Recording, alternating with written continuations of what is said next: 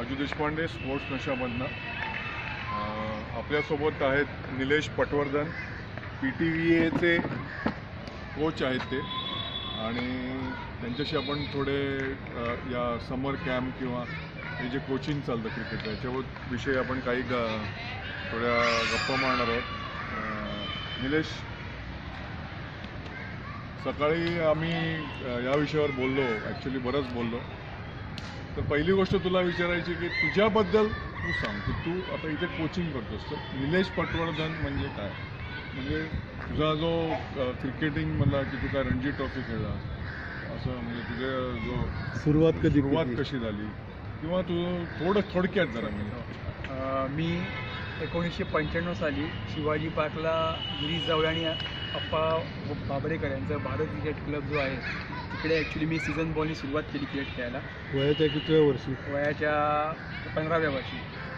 आणि मग ते समर कॅम्प होता आणि मी गेलो होताच खेळायला. आणि मग 10वी होती म्हणून परत सोडून दिलं, आणि शाळेत क्रिकेट नव्हतं आमच्या. तर मला मार्क्स चांगले मिळाले आणि मी पोद्दार कॉलेजला गेलो. तिकडे क्रिकेट होतं, चांगलं क्रिकेट. तर तिकडे VS पाटील यांनी मला घेतलं. काही माझे सर्टिफिकेट नसताना मला नेक्स्टला बोलवलं, आणि क्वार्टर फायनलमध्ये मला पहिला चान्स मिळाला खेळायला.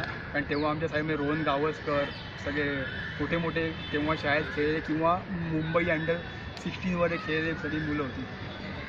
तर क्वार्टर फायनल चान्स मिळाला. मला 100 केले, मी नॉट आऊट 100 केले त्या मॅचला, पहिली मॅच खेळताना सीझन बॉलनी.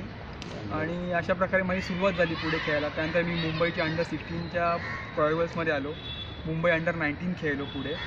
आणि असं करता 95 to 2003 ही 9 वर्ष मी रणजी रॉयल्समध्ये होतो. आणि 2003ला मला खेळायला चान्स मिळाला, जेव्हा समीर दिघेनी रिटायरमेंट घेतली, त्यामुळे चान्स मिळाला मला पुढे खेळायला.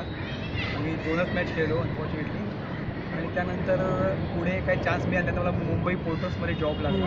रणजीमध्ये काय विकेट किपर आणि बॅट्समन. किती नंबरला बॅटिंग केलं? मी ओपनच केलं. अरे वा. हां, पण तेव्हा थोडी विकेट ग्रीन टॉप होती, त्यामुळे मला ओपनला पाठवलं.